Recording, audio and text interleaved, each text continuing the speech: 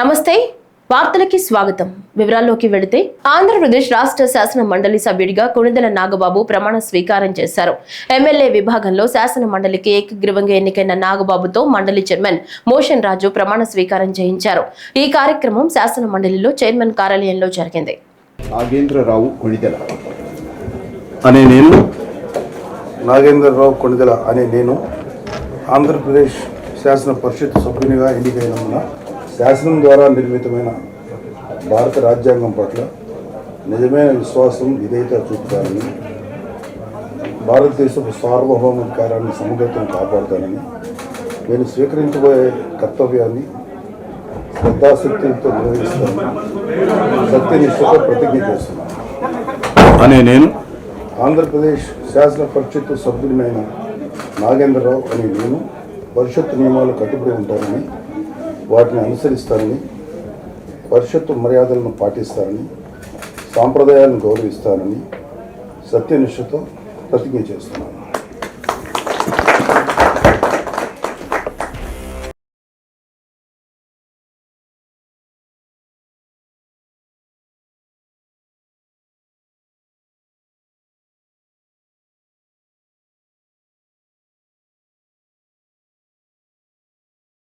CM Chandrababu చెప్పిన P4 విధానానికి Reliance CBG plants నాంది కాబోతున్నాయి.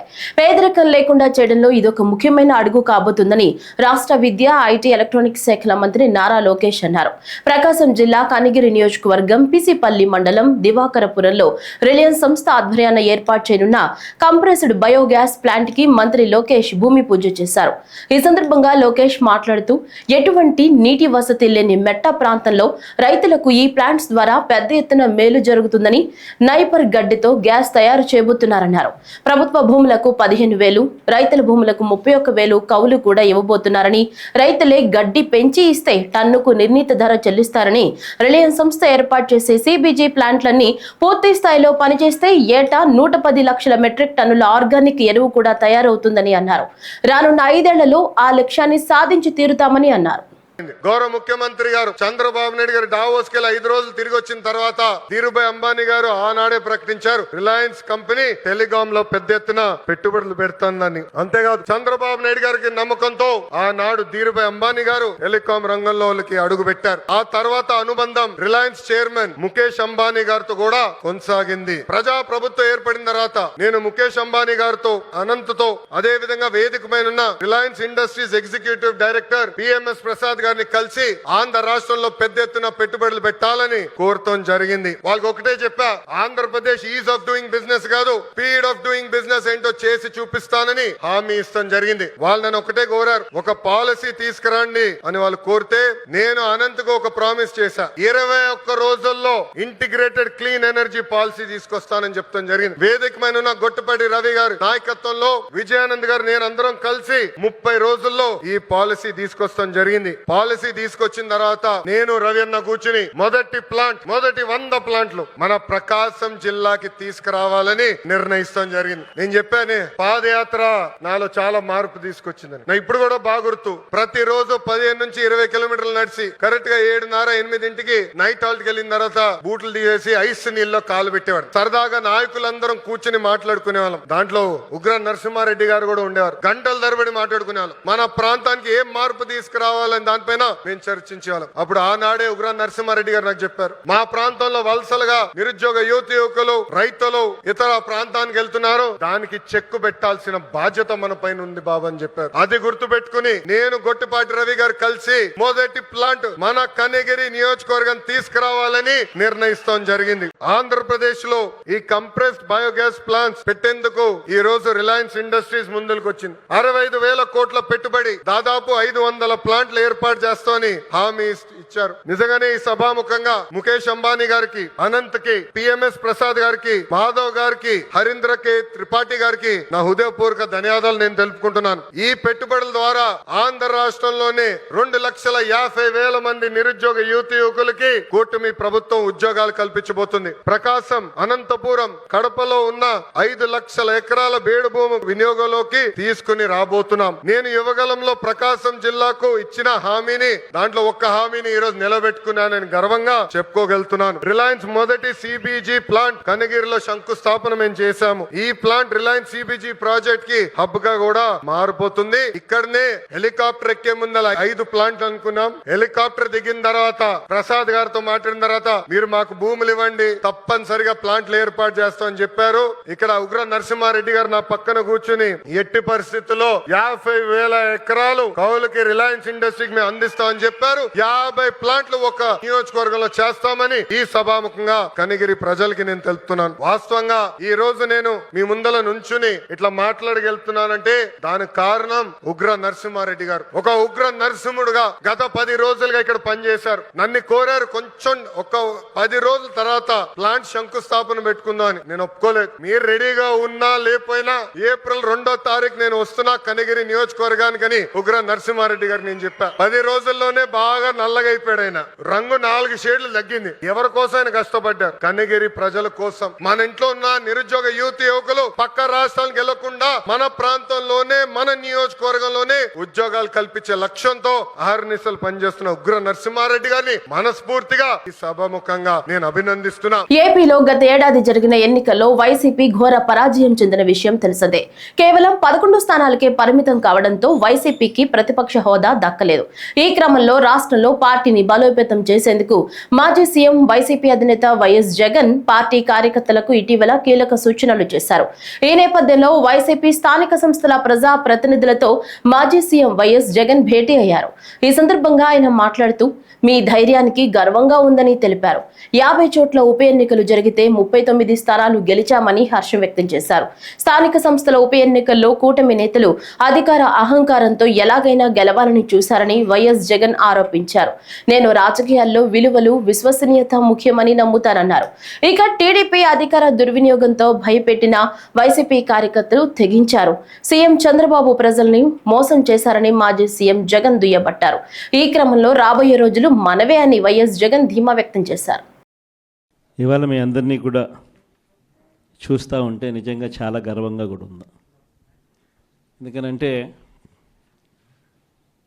రాజకీయాలలో ఎప్పుడు కూడా విలువలు ఉండాలి, విశ్వసనీయత ఉండాలి అని చాలా గట్టిగా నమ్మిన వ్యక్తిని నేను అలాగే ఉంటాను, పార్టీ కూడా అలాగే ఉండాలని చెప్పి మొట్టమొదటి రోజు నుంచి కూడా ఆశించాను. కానీ ఈసారి మాత్రం మిమ్మల్ని చూసినప్పుడు మీ అందరూ చూపించిన తెగువకు, మీ అందరూ చూపించిన స్ఫూర్తికి నిజంగా మిమ్మల్ని అందరికీ కూడా హ్యాట్స్ ఆఫ్ చెప్పాలి. ఎందుకంటే మొన్న జరిగిన 57 చోట్ల ఉప ఎన్నికలు జరిగాయి. అంటే దాదాపుగా జెడ్పీటీసీ స్థానాలకు, ఎంపీపీ స్థానాలకు, వైస్ ఎంపీపీ స్థానాలకు, కోఆప్షన్ సభ్యుల ఎంపికకు, ఉప సర్పంచులకు సంబంధించిన స్థానాలకు సైతం దాదాపుగా 57 చోట్ల జరిగితే ఒక 7 చోట్ల అధికార పార్టీకి గెలిచే పరిస్థితి లేదు కాబట్టి ఒక 7 చోట్ల ఎన్నికలు వాయిదా వేశారు. మరో 50 చోట్ల ఎన్నికలు వాయిదా వేసే పరిస్థితి లేక ఎన్నికలు జరపక తప్పని పరిస్థితిలో ఎన్నికలు జరిపారు. జరిపిన ఈ చోట్ల కూడా దాదాపుగా 50 స్థానాలకు గాను 39 స్థానాలు వైఎస్ఆర్ కాంగ్రెస్ పార్టీ కార్యకర్తలు గొప్పగా తెగింపు చూపించి గెలుచుకోగలిగాం. నిజంగా ఆశ్చర్యం కలిగించే విషయాలు ఏమిటి అంటే అసలు తెలుగుదేశం పార్టీకి ఇక్కడెక్కడా కూడా కనీసం గెలవడానికి తగ్గ నెంబర్స్ కూడా లేవు. గెలవడానికి కావలసినన్ని సంఖ్యాబలం లేనప్పుడు తెలుగుదేశం పార్టీ ఎందుకు ఈ మాదిరిగా ఎన్నికలు భయాందోళన మధ్య మభ్యపెట్టి, భయపెట్టి, ప్రలోభాలు పెట్టి దౌర్జన్యాలు చేస్తూ ఎందుకు ఈ ఎన్నికలు నిర్వహిస్తూ ఉన్నారు అనేది వాళ్ళకే తెలియడంలో. రోగులను వైద్యులు మానవతా దృష్టితో చూడాలని ఏపీ వైద్య ఆరోగ్య శాఖ మంత్రి సత్యకుమార్ యాదవ్ అన్నారు. ఎన్టీఆర్ ఆరోగ్య వర్సిటీలో ఏపీ మెడికల్ కౌన్సిల్ నూతన సభ్యులు ప్రమాణ స్వీకార కార్యక్రమానికి మంత్రి హాజరయ్యారు. నూతన సభ్యులతో ప్రమాణం చేయించారు. కౌన్సిల్ నుంచి 6 సభ్యులను నామినేటెడ్ పోస్టులో భర్తీ చేశారు. ఈ సందర్భంగా మంత్రి సత్యకుమార్ మాట్లాడుతూ అవసరం లేకపోయినా ఎక్స్రేలు, స్కానింగ్లు రాస్తున్నారని, సాధారణ ప్రసవం కాకుండా సిజేరియన్ చేస్తున్నారని, టెస్టులు రాస్తేనే వైద్యులు బాగా చేశారన్న అపోహలో ప్రజలు ఉన్నారని, ప్రజలకు అవగాహన కల్పించాలని, వైద్యులు చిరునవ్వుతో పలకరించాలని, జాతీయ వైద్య మండలి నిబంధనలు ఖచ్చితంగా అమలు చేయాలని అన్నారు. And I'm glad that the newly nominated 6 members of Andhra Pradesh Medical Council are taking oath on the first working day of the new year. I congratulate them all for being nominated as the members of Andhra Pradesh Medical Council, and also I thank the Honorable Chief Minister of Andhra Pradesh, Sri Nara Chandrababu Naidu Garu, and the government for nominating the much experienced doctors who have contributed to reaching out the quality health care to the people of Andhra Pradesh. Their experience and their contributions will also contribute to the AP Medical Council. And I was noticing that the registrar was just telling that Venkat Subba Naidu had taught Dr. Sujata Garu in the college, and as a members they both are on the same bench today. Both teacher and the student are on the same bench.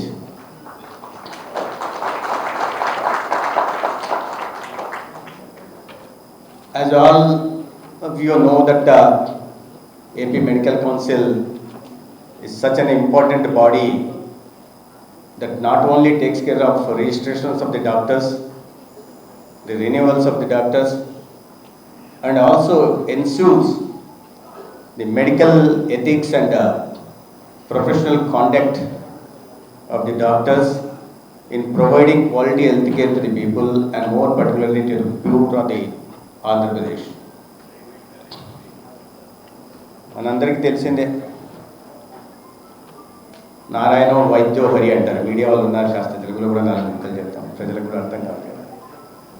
Narayana వైద్యో Hari అంటే తరతరాలుగా వైద్యుల్ని దేవుడితో పోల్చేవారు. ప్రాణం పోసేది దేవుడైతే ప్రాణం నిలిపేవాడు వైద్యుడిగా ప్రజలు గౌరవించేవారు. కానీ ఇటీవల పరిణామాలు చూస్తే కాస్త వైద్య వృత్తి కూడా కాస్తగా పలచబడినట్టుగా తెలుస్తుంది విలువల విషయంలో. దానికి అనేక కారణాలు ఉన్నాయి. వైద్య వృత్తి వల్ల వ్యాపారమయమైపోయింది.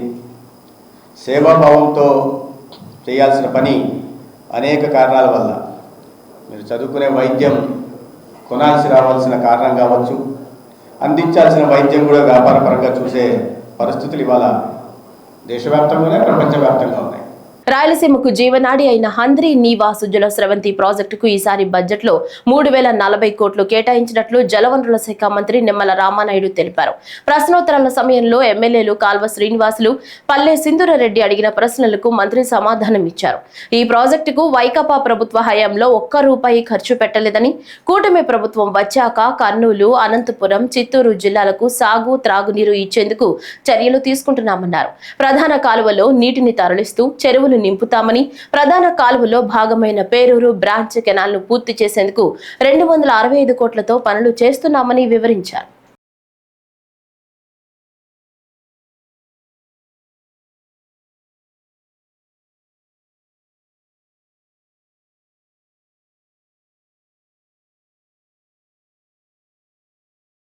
ముఖ్యమంత్రి చంద్రబాబు మాట్లాడే మాటలకు చేసే పనులకు సంబంధం ఉందా అని మాజీ మంత్రి ఆర్కే రోజా ప్రశ్నించారు.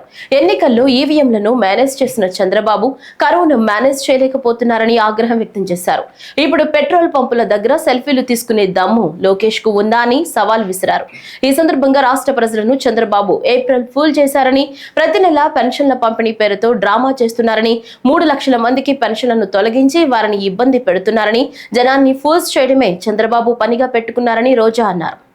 రాష్ట్ర ముఖ్యమంత్రి రాష్ట్ర ప్రజల్ని ఏప్రిల్ ఫూల్ చేయడం అనేది ఆంధ్రప్రదేశ్లోనే జరుగుతుంది. చెల్లికి జరగాలి పెళ్లి మళ్ళీ మళ్ళీ అన్నట్టుగా ఒకే పథకాన్ని ప్రతి నెల కూడా ప్రారంభిస్తున్న చంద్రబాబు నాయుడిని చూస్తే జాలేస్తుంది.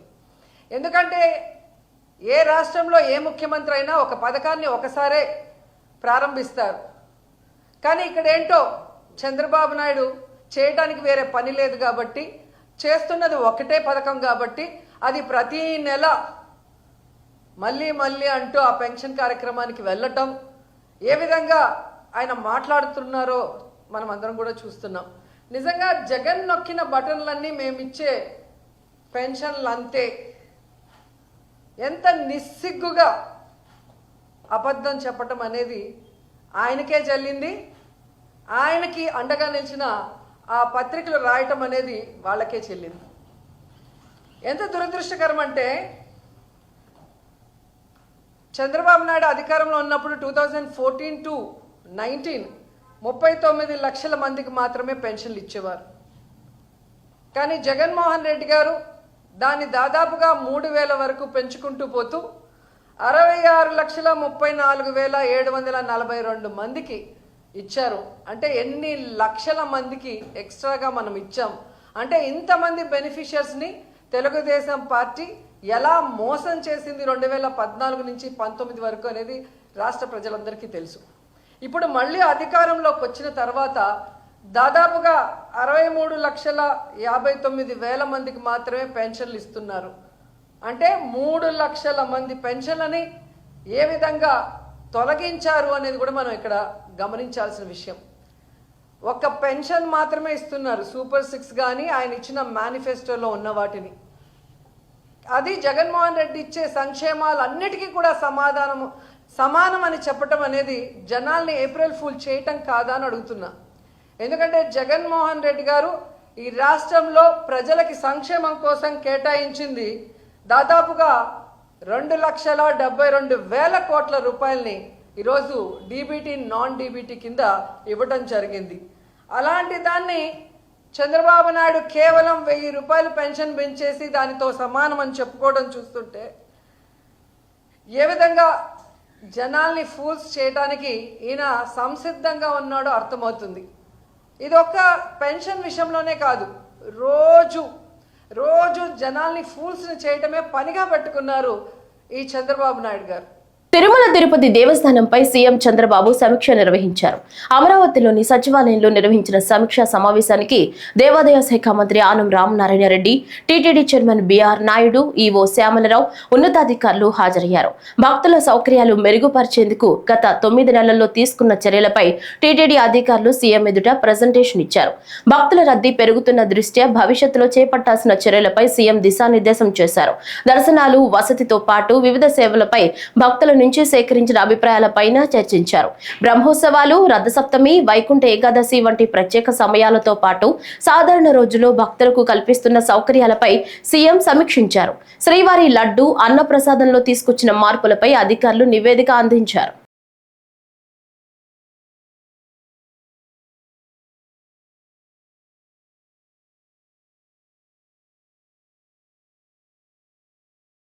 డాక్టర్ బిఆర్ అంబేద్కర్ కోనసీమ జిల్లాలో ఉపాధి హామీ పథకం ఫీల్డ్ అసిస్టెంట్లు అమలాపురం జిల్లా కలెక్టరేట్ ఎదుట నిరసన తెలిపారు. రాజకీయ వేధింపులు రోజురోజుకి ఎక్కువ అవుతున్నాయని ఆవేదన వ్యక్తం చేశారు. సమాన పనికి సమాన వేతనం, 26,000 జీతం ఇవ్వాలని డిమాండ్ చేశారు. అక్రమంగా తొలగించిన ఫీల్డ్ అసిస్టెంట్లను తక్షణమే ఉద్యోగంలోకి తీసుకోవాలని, ఉద్యోగ భద్రత కల్పించాలని కోరారు. ముఖ్యమంత్రి చంద్రబాబు, డిప్యూటీ సీఎం పవన్ కళ్యాణ్ తమ ఆవేదన పట్టించుకోవాలని విన్నవించుకున్నారు. ఈ కార్యక్రమంలో అంబేద్కర్ కోనసీమ జిల్లా ఉపాధి హామీ పథకం ఫీల్డ్ అసిస్టెంట్లు పాల్గొన్నారు.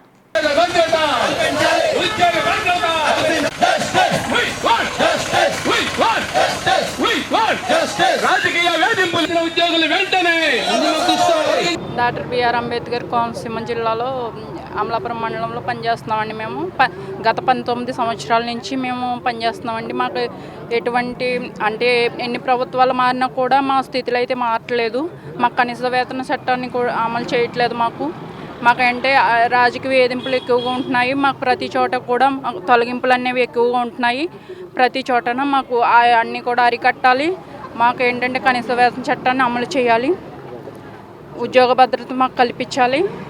మాకు ఏంటంటే మాకు పర్మనెంట్ చేసి మాకు కనీస వేతనాన్ని అమలు చేయాలి. మా గవర్నర్లైన చంద్రబాబు నాయుడు గారి దృష్టికి తీసుకెళ్ళాము. అలాగే పవన్ కళ్యాణ్ గారి దృష్టికి కూడా తీసుకెళ్ళాము. అవన్నీ కూడా మాకు ఉద్యోగ భద్రతని కల్పించాలని కోరుకుంటున్నామండి. నా పేరు మేడిది పరంధామయ్య. డాక్టర్ బిఆర్ అంబేద్కర్ కోనసీమ జిల్లా పి గన్నవరం మండలంలో ఫీల్డ్ అసిస్టెంట్గా గత 17 సంవత్సరాల నుంచి 18 సంవత్సరాల నుంచి పనిచేస్తున్నాము. మా యొక్క ఈ సమస్యల కోసం ఈ యొక్క ప్రభుత్వాలు మారినప్పుడల్లా రాజకీయ వేధింపులు, ఫీల్డ్ అసిస్టెంట్లపై రాజకీయ వేధింపులు చాలా దారుణంగా అవుతున్నాయి. క్షేత్రస్థాయిలో కార్యకర్తలు ఏవైతే ఈ ఫీల్డ్ అసిస్టెంట్ల మీద రాజకీయ వేధింపులు చేస్తున్నారో వాటిని తట్టుకోలేక కొంతమంది ఫీల్డ్ అసిస్టెంట్లు అయితే రాజీనామాలు చేసేయమని చెప్పేసి బలవంతంగా రాజీనామాలు చేయిస్తున్నారు. కొన్ని చోట్ల అయితే ఆత్మహత్య ప్రయత్నాలు కూడా చేస్తున్నారు. మన డాక్టర్ బిఆర్ అంబేద్కర్ కోనసీమ జిల్లాలో మండపేట మండలంలో మన రీసెంట్గా టి రాజేశ్వరి అనే అమ్మాయికి కోర్టు ఆర్డర్ తెచ్చుకుని కలెక్టర్ గారు ఉత్తర్వులు ఇచ్చినప్పటికీ కూడా ఈ రాజకీయ వేధింపుల కారణంగా ఆత్మహత్య ప్రయత్నం చేసింది. ఉద్యోగంలో జాయిన్ చేసుకునివ్వలేదు. కాబట్టి ఇటువంటి రాజకీయ వేధింపులు ప్రభుత్వం వెంటనే ఆపాలని, మాకు గత 18 సంవత్సరాల నుంచి పనిచేస్తున్న ఫీల్డ్ అసిస్టెంట్లకు ఉద్యోగ భద్రత కల్పించి కనీస వేతన చట్టం ఏదైతే ఉందో 26,000 రూపాయలు ఇవ్వాలని మన గౌరవ ఉప ముఖ్యమంత్రి వర్యులు శ్రీ పవన్ కళ్యాణ్ గారిని మేము డిమాండ్ చేస్తూ ఉన్నాము. విజయవాడ పశ్చిమ నియోజకవర్గ ప్రజలకు మరింత చేరువవుతూ గడప గడపకు వినూత్న సేవలను అందించాలనే లక్ష్యంతో ఎమ్మెల్యే సుజనా చౌదరి ఫౌండేషన్ ఆధ్వర్యంలో సుజనా మిత్ర అనే సరికొత్త కార్యక్రమానికి శ్రీకారం చుట్టారు. నియోజకవర్గం, జోన్, డివిజన్లుగా 3 అంచెల్లో డెవలప్మెంట్ ఫోరమ్స్ ను ఏర్పాటు చేస్తున్నారు. పశ్చిమంలో 22 డివిజన్లకు 22 మంది సమన్వయపరిచే ఈ సుజనా మిత్రులకు 22 ఎలక్ట్రిక్ స్కూటర్లను అందజేశారు. ఈ సుజనా మిత్రులు పశ్చిమ నియోజకవర్గ వ్యాప్తంగా వారికి కేటాయించిన డివిజన్లలో పర్యటిస్తూ రోడ్స్, పారిశుద్ధ్యం, ఆరోగ్యం, చెత్త తదితర సమస్యలు మరియు పథకాల అమలు తీరును తెలుసుకుంటూ డెవలప్మెంట్ ఫోరమ్స్ మార్గదర్శకంలో స్థానికుల సమస్యలను వార్డు సచివాలయాలు, సంబంధిత అధికారుల ద్వారా పరిష్కారానికి కృషి చేస్తారు. ఈ సుజనా మిత్రుల సేవలను సచివాలయ సిబ్బందితో సంయుక్తంగా నిర్వహించేలా వ్యవస్థని రూపొందిస్తామని మంత్రి పొంగూరు నారాయణ ప్రకటించారు. ఈరోజు వెస్ట్ కాన్స్టిట్యున్సీకి వారి శాసనసభ్యులుగా ఎన్నుకోవడం, వారికి అపారమైన అనుభవం ఉంది. వారు సెంట్రల్ మినిస్టర్గా పనిచేశారు. సెంట్రల్ మినిస్టర్గా పనిచేసిన వారికి ఖచ్చితంగా అనుభవం చాలా ఎక్కువ ఉంటుంది. అందుకనే వారి కుషలుగా ఈ యొక్క కాన్స్టిట్యున్సీలో వినూతనంగా ఈరోజు ఈ యొక్క కార్యక్రమం ఏదైతే సుజనా ఫౌండేషన్ ద్వారా సుజనా మిత్ర అనే కార్యక్రమాన్ని ఈరోజు ఇక్కడ ప్రారంభిస్తున్నందుకు వారిని ప్రత్యేకంగా అభినందించాలి. గట్టిగా అందరూ తప్పలు కొట్టాలి.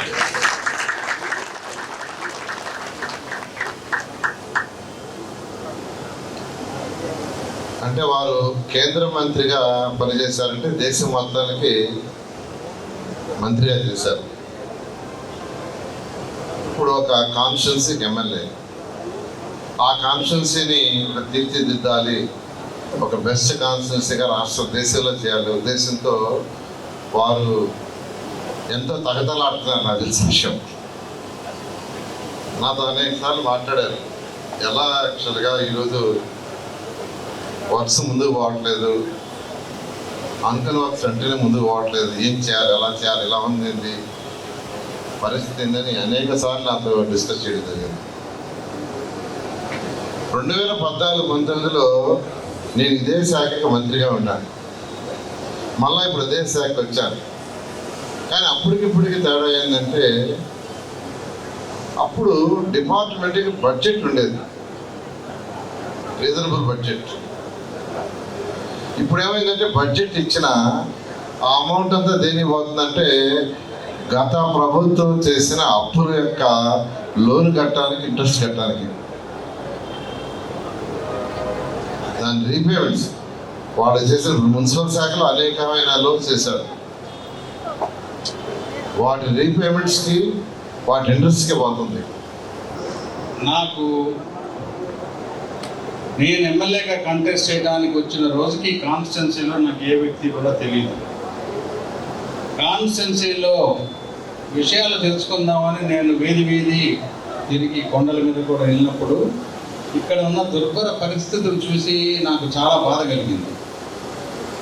ఒక పక్కన భారతదేశం వికసిత భారత్ దిక్కుగా వెళ్తుందని మనం చెప్పుకుంటూ పరుగుతున్నాం, కానీ విజయవాడ నడుబొడ్డున ఇంత దారుణమైన పరిస్థితిలో ఉంది, ఏం చేయాలి అని. నేను ఎమ్మెల్యేగా రాకముందు ఎమ్మెల్యే ఎన్నో చేయగలడు అని అనుకున్నాను. నేను ఎమ్మెల్యే అయినా తెలిసింది ఎమ్మెల్యే చేయగలిగింది చాలా తక్కువ, ప్రజల సహకారమే కావాలి, వాళ్ళతోనే చేయించగలం. వారియర్స్ లాగా మీరందరూ ముందుకు వస్తే కానీ నేను చేయలేను. కాబట్టి మీ అందరి మీద నా కంప్లైంట్ ఏంటంటే 9 నెలల్లో నేను ఎమ్మడపడుతున్నాను, మీరు రండి నాతో వచ్చి పని చేయించుకోండి అని. కానీ ఎవరు కూడా సరిగ్గా రియాక్ట్ అవ్వాల. నా దగ్గరకు వచ్చిన పనులన్నీ చేస్తున్నాను, కానీ అది సరిపోదు అని నేను నిర్ణయించుకొని నేనే ఒక సంస్థను ఏర్పాటు చేసి దాని నుంచి ఏం చేయగలం అని ఇది ఒక ప్రయోగంలాగా చేస్తా ఉన్నాం. ముఖ్యంగా ఏంటంటే ఇప్పుడు ఎమ్మెల్యే ఉద్యోగం సీఎం రిలీఫ్ ఫండ్కి సంతకాలు పెట్టి పంపించడమో ఇంకోటో అయితే నేను దానికి సూట్ కాను. విధి విధానాలు మార్చుకొని చక్కగా చేయాల్సిన అవసరం ఉంది. సహకార సంఘాలు స్వాతంత్ర్యం కంటే ముందు నుంచి కూడా సహకార సంఘాల ద్వారా అనేక మంచి పనులు చేసేవాళ్ళు. ఇప్పుడు సహకార సంఘ వ్యవస్థ పూర్తిగా పోయింది. ప్రతిదీ ప్రభుత్వం చేయాలి, ముఖ్యమంత్రి గారు చేయాలి, మున్సిపల్ మంత్రి గారు చేయాలి, ఎమ్మెల్యే చేయాలి, ఎంపీ చేయాలనే ఉద్దేశంతోనే అందరూ చూస్తూ ఉన్నారు. వాళ్ళు మనతో పాటు మనుషులే, వాళ్ళకి అనేక పరిధులు ఉన్నాయి.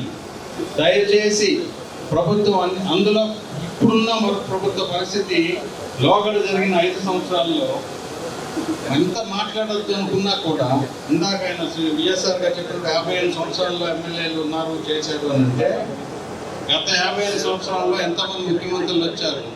అశోకుడు చెట్టు నాటాడని ఇప్పటికీ మనం చెప్పుకుంటున్నాం, మంచి పని కాబట్టి. మొన్న 5 సంవత్సరాల్లో మంచి పని కాకుండా విధ్వంస చర్య ఏం చేశారని చెప్పుకోవడానికి దిశగా ఉంది. ఈ వేసవిలో చేపట్టనున్న క్రీడా భారతి కార్యక్రమాల్లో అన్ని వయసుల వారు సభ్యత్వ నమోదు చేసుకుని ఉచిత శిక్షణ సదుపాయాలను వినియోగించుకోవాలని ఆ సంస్థ ప్రతినిధులు విజ్ఞప్తి చేశారు. విజయవాడ ప్రెస్ క్లబ్ లో ఏర్పాటు చేసిన పాత్రికేయుల సమావేశంలో వారు మాట్లాడుతూ అపార్ట్మెంట్ సంస్కృతి వలన పిల్లలు క్రీడల్లో పాల్గొనక అనారోగ్యం తెచ్చుకుంటున్నారని ఆందోళన వ్యక్తం చేశారు. ఈ వేసవిలో నగరంలోని 3 నియోజకవర్గాల్లో 64 డివిజన్లలో ఇప్పటికే ఉన్న క్రీడా వేదికలపై ప్రజలు తమ ప్రతిభని మెరుగుపరుచుకోవాలని పిలుపునిచ్చారు. రాష్ట్రంలోని వివిధ నగరాల్లో ఇప్పటికే ఉన్న ప్రభుత్వ వనరులను వినియోగించుకుంటూనే కొత్త క్రీడా ప్రాంగణాలు వచ్చేలా కృషి చేస్తామని క్రీడా భారతి ప్రతినిధి గండూరి మహేష్ తెలిపారు. క్రీడా భారతి వార్షిక యోజనలో భాగంగా ప్రతి సంవత్సరము ఏప్రిల్ మాసంలో 1వ తారీఖు నుంచి 30వ తారీఖు వరకు ఈ మెంబర్షిప్ డ్రైవ్ సభ్యత్వ నమోదు కార్యక్రమం చేస్తుందండి. దానిలో భాగంగా ఈరోజు విజయవాడ ప్రెస్ క్లబ్లో ఈ సభ్యత్వ నమోదు కార్యక్రమాన్ని ప్రారంభించుకోవడానికి ఇక్కడికి వచ్చాము. అలాగే ఈ క్రీడా భారతి దేశం మొత్తం మీద అన్ని రాష్ట్రాల్లో కూడా ఉంది కమిటీలు. 1992లో ఈ క్రీడా భారతిని ప్రారంభించడం జరిగింది. క్రీడలని సామర్థ్యం కలిగిన క్రీడాకారులని వెలికితీసి దేశంలో అత్యున్నతమైన పురస్కారాలు అందుకోవాలనే ప్రతిభ చూపించే విధంగా వాళ్ళని అనుసంధానం చేస్తూ క్రీడా సంఘాలకి వాలంటరీ ఆర్గనైజేషన్ అండి. ఇది క్రీడలను ప్రోత్సహిస్తున్న ఏకైక వాలంటరీ ఆర్గనైజేషన్, క్రీడలలో ఉన్న ఏకైక ఆర్గనైజేషన్ క్రీడా భారతి అండి భారతదేశంలో. ఈ మొత్తం 19 జిల్లాల్లో మొత్తం అంతా కూడా ఇప్పటి వరకు కూడా అన్ని డిస్ట్రిక్ట్లు పార్టిసిపేట్ 20 జిల్లాలకి కంప్లీట్ అయ్యింది. ఇంకొక 5 జిల్లాలో ఈ అసోసియేషన్స్ పెట్టాలి.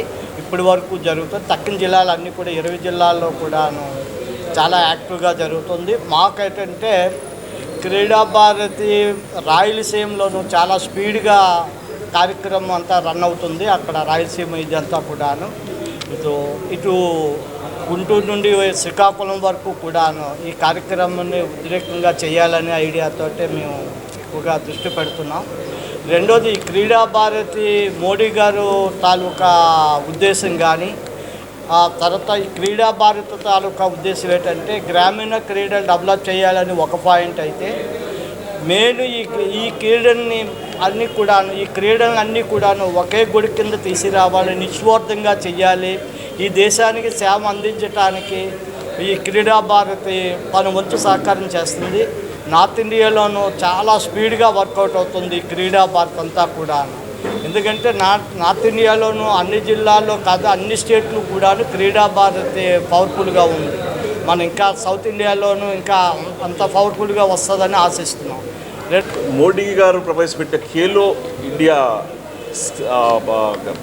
కార్యక్రమాన్ని ప్రతి ఒక్కరూ యూటిలైజ్ చేసుకునే విధంగా ఆ దృష్టి మనసు పెట్టుకొని మెంబర్షిప్ డ్రైవ్ అండి. మేము 10,000 మంది మెంబర్స్ని జాయిన్ చేయాలనే ఉద్దేశంతో స్టార్ట్ చేస్తున్నాం ఈ సంవత్సరం. ఎంతవరకు అవుతుందో చూద్దామండి, ఎండ్ ఆఫ్ ఏప్రిల్ తెలుస్తుంది. సో గ్రామీణ స్థాయికి క్రీడలు తీసుకెళ్ళి వివిధ రంగాల్లో మంచి క్రీడాకారులను డెవలప్ చేయాలనేదే క్రీడా భారతి యొక్క ఉద్దేశం అండి. దానివల్ల మనకేమవుతుందంటే 2030లో ఇండియా బిడ్ చేసి ఉందండి కామన్వెల్త్ గేమ్స్కి, 2036 ఒలింపిక్స్కి బిడ్ చేస్తుందండి. మోస్ట్ లైక్లీ మనమే కండక్ట్ చేస్తాము. ఆ టయానికి మన దగ్గర ఆంధ్రప్రదేశ్లో కొత్త ఇన్ఫ్రాస్ట్రక్చర్ డెవలప్ అవ్వాలనే కోరికతో మా వంతు సహాయంగా ఈ స్వచ్ఛంద కార్యక్రమం సేవా సంస్థ ద్వారా పనిచేస్తున్నామండి. మాకు మీ అందరూ సహకారం కావాలని. ప్రభుత్వ అధికారుల వ్యవస్థ ప్రకటనలు మాత్రమే చేస్తోందని, క్షేత్రస్థాయిలో పరిష్కారాలు జరగటం లేదని వాయిస్ ఫర్ చేంజ్ గౌరవాధ్యక్షుడు అల్లు వెంకటేశ్వర్ విమర్శించారు. విజయవాడ ప్రెస్ క్లబ్ లో వాయిస్ ఫర్ చేంజ్ ఆధ్వర్యంలో జరిగిన విలేకరుల సమావేశంలో ఆయన మాట్లాడుతూ 2,76,037 సున్నా ఖాతాలు ఉన్నాయని, 22A భూముల అంశం, పట్టా భూముల వివరాలు ట్యాంపరింగ్ తదితర అంశాలు సమస్యాత్మకంగా కొనసాగుతున్నాయని ఆయన వ్యాఖ్యానించారు. ఎన్ని ప్రభుత్వాలు రైతులకు భూ సమస్యలు పరిష్కరించి పాస్బుక్స్ ఇచ్చే అంశం దశాబ్దాలుగా అపరిష్కృతంగా ఉండిపోయిందని ఆయన ఆవేదన వ్యక్తం చేశారు. స్వాతంత్ర్యం వచ్చే 76 ఏళ్లైనా 100 కోట్ల విలువైన దేవాలయాల భూములు ప్రైవేట్ వ్యక్తుల చేతులు చిక్కుకునే ఉన్నాయని, సంబంధిత అధికారులు చట్టాల్లో ఉన్న లోపాలను ఆసరాగా కబ్జాదారులపై చర్యలు తీసుకోవటం లేదని ఆయన వెల్లడించారు. అవినీతి పరులైన రాజకీయ నాయకులు ప్రజలని ఉచిత పథకాల హామీలతో సోమరిపోతులుగా మారుస్తున్నారని ఆయన దుయ్యబట్టారు. మనకి స్వాతంత్రం వచ్చి 77 సంవత్సరాలైనా మన ప్రతి సంవత్సరం కూడా జెండాని ఎగరేసుకోవడం జరుగుతుంది. దానికి సెల్యూట్ చేసి అక్కడి నుంచి చాక్లెట్లు పంచుకొని వెళ్ళిపోతున్నాం. కానీ మానవుడు జీవించడానికి పంచభూతాల్లో ఒకటైనటువంటి భూమి ప్రధాన ఆధారితము. ఈ భూమికి సంబంధించి ఇప్పటివరకు పరిపాలిస్తున్నటువంటి నాయకులందరూ కూడా అనేకమైన వాగ్దానాలు చేస్తూ వస్తూ ఉంటారు. కానీ వాటి ఒక్కటిని కూడా నెరవేర్చినటువంటి పరిణామాలు లేవు. దానికి కారణం ప్రజాప్రతినిధుల్లో ఉండేటువంటి స్వార్థం అయి ఉండొచ్చు, లేకపోతే వారు చేస్తున్నటువంటి విధి విధానాల లోపాలు అయి ఉండొచ్చు. ఇప్పటి వరకు మనం గత 77 సంవత్సరాలు తిరిగి చూస్తే ఏ ఒక్క ఊర్లో కూడా సంపూర్ణంగా ఈ గ్రామానికి సంబంధించి ఒక రైతుకి మనం పట్టాదారు పాస్బుక్ ఈ గ్రామంలో ఒకరికి కూడా కొరత లేకుండా ఇచ్చామనేది ఏ ప్రభుత్వాలు చెప్పలేవు. ప్రజాప్రతినిధులు అయినటువంటి వాళ్ళు మీటింగుల్లో మాత్రం ఊకదంపుడు వ్యవహారాలు చేస్తూ ఉంటారు.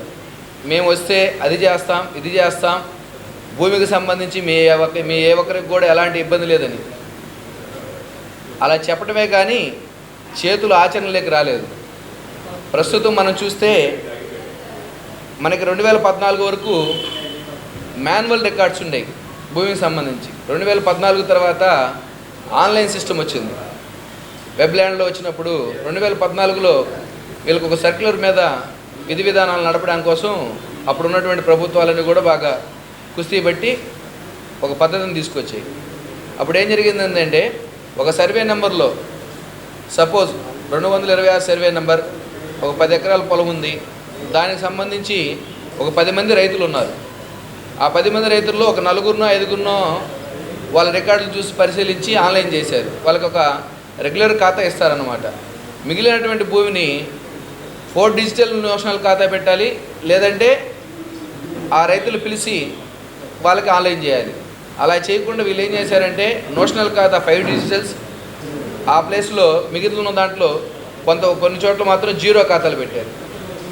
ఆ జీరో ఖాతాలు పెట్టిన ప్లేస్లో 2018 తర్వాత జీరో ఖాతాను తీసేసి మాకు రెగ్యులర్ చేయమని ఎవరైతే హక్కుదారులు ఉన్నారో రైతులు వాళ్ళు వెళ్తే ఈ జీరో ఖాతాని మా దగ్గర తొలగించడానికి లేదని చెప్పేసి ఎంఆర్ఓ వాళ్ళు అక్కడి నుంచి జాయింట్ కలెక్టర్లు చెప్పడం జరుగుతూనే ఉంది.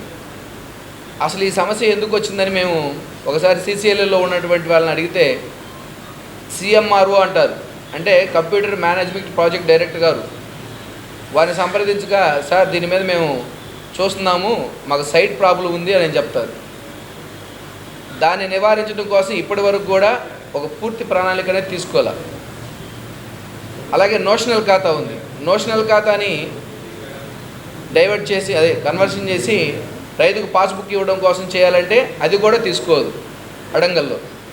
ఈ వెబ్ ల్యాండ్ ఓపెన్ చేయగానే మనం ఇది పెట్టగానే వచ్చేది నో డేటా ఫౌండేషన్ వస్తుంది. ఆపరేషన్ కాగార్ను వెంటనే నిలిపివేయాలని, దండకారణ్యంలో ఆదివాసీలపై దాడులను ఆపాలని సిపిఐ ఎంఎల్ మాస్ లైన్ ప్రజాపంద జిల్లా కార్యదర్శి జూపాక శ్రీనివాస్ డిమాండ్ చేశారు.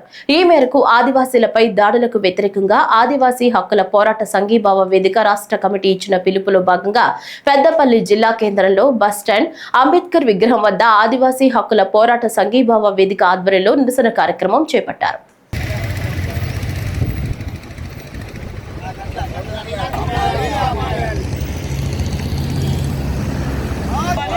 నిలిపివేయాలి పూటకపు ఎన్కౌంటర్లను, నిలిపివేయాలి పూటకపు ఎన్కౌంటర్లను.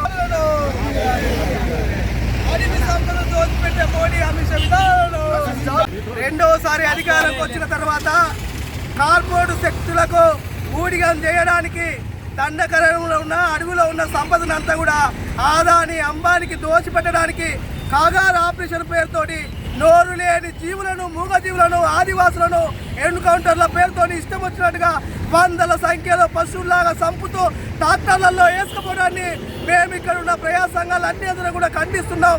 తక్షణమే ఇది ఆపివేయాలి, ఎన్కౌంటర్లన్నీ నిలిపివేయాలి, అక్కడ ఉన్న పోలీసు బలగాలను వెనుకకు పంపించాలి. మావోయిస్టు పేరు చెప్పి ఈరోజు కార్పొరేట్ శక్తులకు అడవి సంపదను అప్పగిస్తే ఈ భారతదేశంలో ఉన్న బుద్ధిజీవులు, ప్రజాస్వామ్యవాదులు దీన్ని పూర్తిగా వ్యతిరేకించి పోరాటం చేస్తామని ఈ సందర్భంగా మోడీకి తెలియజేస్తున్నాం. అమిత్ షా పార్లమెంట్ సాక్షిగానే అంబేద్కర్ అవమానపరిచాడు కాబట్టి అంబేద్కర్ రాజ్యాంగాన్ని అమలు చేసే పరిస్థితిలో లేడు కాబట్టి వారికి వ్యతిరేకంగా పోరాటం చేయకపోతే ఈ ఆదివాసులు, గిరిజనులు ఇంకా అట్టడుగు వర్గాలను చంపడమే కాకుండా భారతదేశంలో ఉంది కాబట్టి తక్షణమే మోడీ, అమిత్ షా విధానాలకు వ్యతిరేకంగా పెద్ద ఎత్తున పోరాటం చేయాలని ఈ సందర్భంగా కోరుతూ పిలుపునిస్తున్నాం. బెట్టింగ్ యాప్ పట్ల యువతీ యువకులు అప్రమత్తంగా ఉండాలని రామగుండం ఎమ్మెల్యే మకాన్ సింగ్ రాజ్ ఠాకూర్ సూచించారు. ఈ మేరకు ఎమ్మెల్యే రాజ్ ఠాకూర్ మీడియాకు విడుదల చేసిన ప్రకటనలో యువతకు హెచ్చరికలు జారీ చేశారు. బెట్టింగ్ యాప్స్ పట్ల యువతీ యువకులు ఆకర్షితులై ఆర్థికంగా నష్టపోయి ఆత్మహత్యలకు పాల్పడుతున్నారని ఆయన ఆవేదన వ్యక్తం చేశారు. తల్లిదండ్రులు, కుటుంబ సభ్యులు తమ పిల్లలపై నిఘా ఉంచి బెట్టింగ్ వ్యసనాల్ని అరికట్టాలని సూచించారు. రామగుండం నియోజకవర్గ ప్రజలకి, పెద్దపల్లి జిల్లా ప్రజలందరికీ కూడా, ముఖ్యంగా యువతకి యువకులకు, యువతులకు అందరికీ కూడా జాగ్రత్తగా ఉండమని మీ యొక్క కుటుంబ సభ్యుడిగా సలహా ఇస్తాను.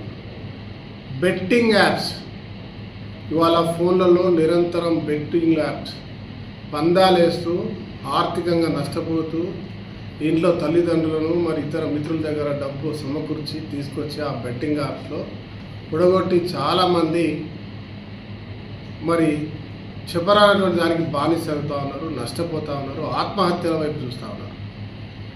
చాలామంది తాగుడికి, తర్వాత గంజాయికి బానిస అవుతాయని వాళ్ళు జాగ్రత్త పడాలి, మేలుకోవాల్సిన అవసరం ఉన్నది. దయచేసి యాప్లలో, బెట్టింగ్ యాప్స్లో పాల్గొనొద్దు. అదంతా మోసం. మొదటిగా ఎంటర్ అయిన వాళ్ళకు ఒక లాభం వచ్చినట్టు చూపిస్తూ తర్వాత పూర్తిగా నష్టం చేసే విధంగా డిజైన్ చేయబడినటువంటి ఒక భయంకరమైన యాప్స్లో మాయలో పడవద్దని చెప్పి బంధువులందరినీ కూడా కోరుతున్నా, యువమిత్రుల్ని కోరుతున్నా, ముఖ్యంగా తల్లిదండ్రులను కోరుతాను. ఇలా తల్లిదండ్రులు మీ పిల్లలు యువకులైనా సరే, కొంచెం పెద్దవాళ్ళైనా సరే ఏం చేస్తున్నారో గమనించాల్సిన అవసరం ఉందనే అంశాన్ని మీ ద్వారా అందరికి తెలియజేస్తున్నా. దయచేసి మేలుకోండి. మన పిల్లల భవిష్యత్తుకి బంగారు భవిష్యత్తు చేసే దిశగా తీసే ఆలోచన ఉన్న మీరు మన పిల్లలు బెట్టింగ్ మాయలో, మత్తు మాయలో, గంజాయి మాయలో పడకుండా చూడాల్సిన బాధ్యత మన అందరం తీసుకోవాల్సిందిగా కోరుతున్నాం. పాస్టర్ మృతికి న్యాయం జరిగే వరకు పోరాటం ఆగదని Chittoor district church pastor union Ravi Kumar ఆధ్వర్యంలో జిల్లా వ్యాప్తంగా పాస్టర్స్ ధర్నా నిర్వహించారు. రాజమండ్రి దగ్గర కొవ్వూరు సమీపంలో పాస్టర్ ప్రవీణ్ పగడాల మరణించడం 2 తెలుగు రాష్ట్రాల్లో సంచలనంగా మారింది. అతని మృతిలో అనేక అనుమానాలు ఉన్నట్లు పాస్టర్లు క్రైస్తవులు అనుమానం వ్యక్తం చేస్తున్నారు. ప్రవీణ్ పగడాల మృతిపై సరైన న్యాయం జరిగే వరకు క్రైస్తవులు పోరాటం ఆగదని దర్యాప్తు జరిపి క్రైస్తవులకు న్యాయం చేయాలని పాస్టర్స్ యూనియన్ చిత్తూరు కలెక్టరేట్ వద్ద ధర్నా నిర్వహించారు. ఇదివరకు 2 తెలుగు రాష్ట్రాల్లో సంభవించిన విషయం ఒక బాధాకరమైన విషయాన్ని ఈ మధ్యలో జరిగింది. ఒక దైవ సేవకుడు దేవుని సేవ నిమిత్తమై తన 2 వీలర్ వాహనం పోతా ఉంటే అనుమానంగా మరణించటం చాలా కష్టంగా తెలుస్తూ ఉంది. కనుక రాజమండ్రి ఎయిర్పోర్ట్ నుండి ఆయనకు ప్రమాదం జరిగిన స్థలం వరకు ఒకసారి సీసీటీవీ ఫుటేజ్ని ఎంక్వైరీ చేయమని, తగిన న్యాయం చేయమని, ఇటువంటి కార్యక్రమాలు దైవ సేవకులకి ఎవరికి జరగకుండా చూడాలని కోరుకుంటున్నాం. ఒకసారి ఆలోచించండి. ఇటువంటి దాడుల వల్ల చాలా మంది దైవ సేవల కుటుంబాలు నాశనం అయిపోతున్నాయి, చర్చిలు పాడైపోతున్నాయి, సంఘాలు నాశనం అయిపోతాయి. కాబట్టి ముఖ్యంగా ఉన్నత అధికారులు, రాష్ట్ర ముఖ్యమంత్రి గారు దైవ సేవకులకు, సంఘాలకు, క్రైస్తవులకు తగినట్టు న్యాయం చేయమని కోరుకుంటున్నాం.